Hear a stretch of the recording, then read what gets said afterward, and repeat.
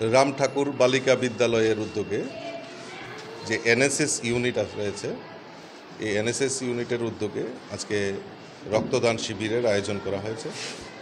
এবং এই রক্তদান শিবিরের মাধ্যমে সমাজের প্রত্যেকটা অংশের মানুষের কাছে বার্তা দেওয়া এবং এই সমাজের জন্য যে কাজ করা এবং এই রক্তদানের মতো মহৎদানে এগিয়ে আসা, এটা আমাদের কাছে একটা নজির সৃষ্টি করেছে।